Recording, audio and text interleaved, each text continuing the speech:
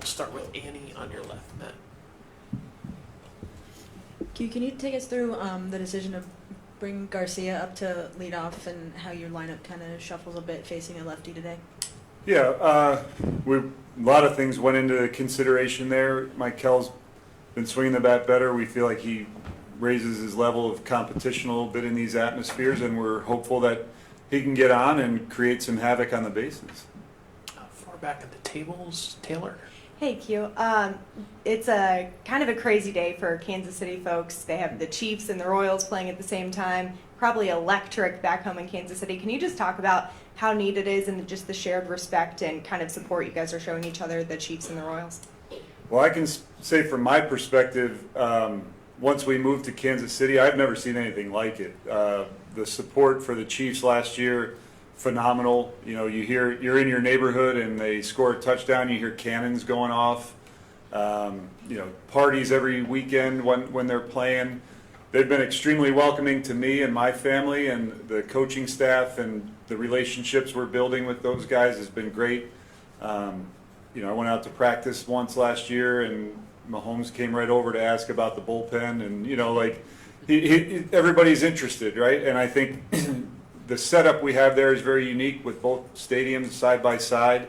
I'm excited for them. It's a great time to be there, and it's the community supports both teams. You can feel it.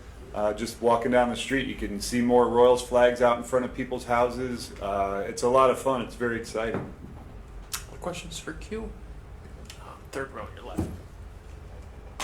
Yeah, with Reagans this year, his fastball has obviously been extremely effective. What makes it special, and does it remind you of any other fastball you've seen before in the game? Well, I think the thing that stands out to me is it's a four-seamer with a lot of horizontal movement. So it kind of disappears on you as a right-handed hitter. You think it's got good carry as well, but it's got unique characteristics, and it's in the mid to upper 90s. He throws it from usually the far third base side of the rubber, so it just continues to get away from right-handed bats. That reminds me of anybody else. That'll be a tough one for me off the top of my head. Haven't thought about that, so I don't want to say something that's not accurate for you.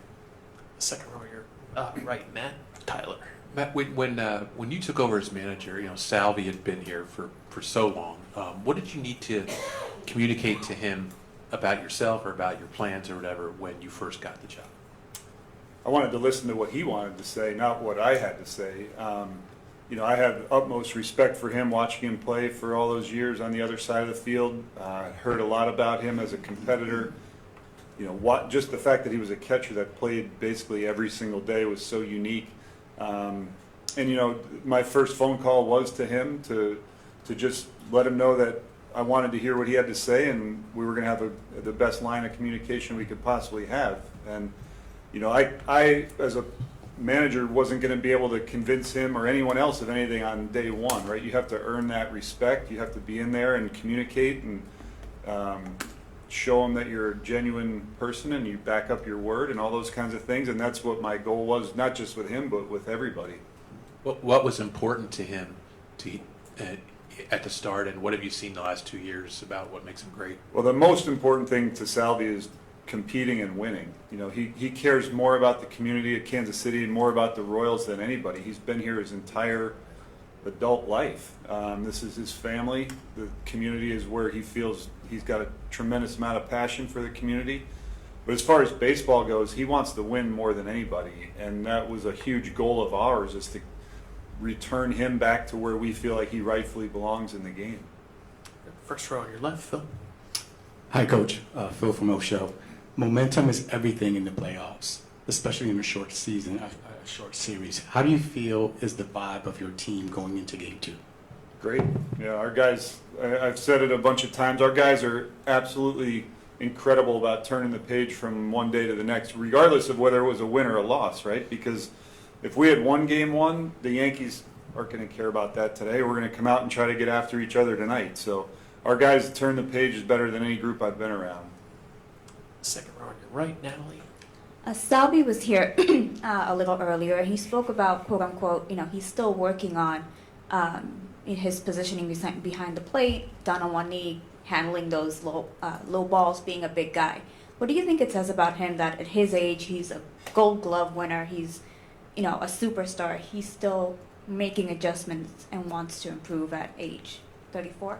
Yeah, makes me smile, to be honest, because that's the passion you need to continue to be good at this game. And he could easily have said, "I'm good," and retired or whatever, or just said, "I got this." But he understands that he's got a lot left in the tank. He's got a lot left to offer as a player himself, but as a leader. And when other guys see him working as hard as he does, whether it's on his catching, in the weight room, on his hitting, nobody works harder than him in that clubhouse. And that's something he's obviously taken pride in for his whole career, and it's not going to stop now.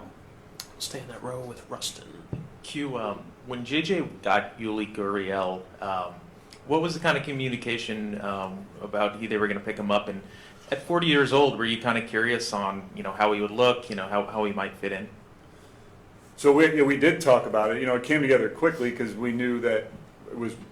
You can get the dates exactly, but it was right near the end of August, so we knew we had to get him in prior to the whatever that date was, 31st or 1st, to have him be eligible for the playoffs. So it came together quickly. We were in Houston the day after Vinny got hurt. We did as much homework as we could through people we knew with the Braves and elsewhere to find out about him, his character and work ethic, and it was all off the charts, and that's what we've seen. So what our expectations were, we didn't really know. He had been injured, he had a hamstring, and but he came in, and it's been a very linear improvement, health-wise, the way he's been moving, his comfort level, I think, with us and with the team, and being in the pennant race, I think, or playoff race, I think, was very motivating to him. Second row on your left, Matt. Hey, Jalen. Q, is there something to facing Carlos Rodon for a third time, and is there anything that you can take from those first two starts against him and use in this game? I think like with any elite pitcher like he is, it really comes down to your discipline, because if you expand the zone with him, he's got plenty of weapons to get you out, and he can if he gets you chasing pitches out of the zone, you might have a long day. But if you can be disciplined and get what you're looking for, you have a chance, because we can game plan for strikes, and understanding what he might do, and our guys can game plan for their strengths. Third row on your right, Bill. What has impressed you the most about Michael Massey, and how good can he be if he stays healthy all year? Well, what's impressed me, number one, is his fortitude to fight through the injuries. He's had a tough year when it comes to his back, but he's competing his butt off out there, probably not at 100%. He's a really good hitter. We know that. He's got power. Last year he showed tremendous improvement in his defense, and that's continued this year. So we're really comfortable with him as a stalwart in our lineup, and what's impressive is that he's got the mental attitude to keep fighting through this. Another question for Matt? Andy? With the off day yesterday, I'm assuming that helps you use your bullpen the way that you like, or the game dictates it. Do you foresee everyone being available today? I do, yeah. I think no one was overused the other day, and with the off day, I think we'll be all set. Anything else for Matt? All right, Matt, thanks so much. All right, We'll see you later.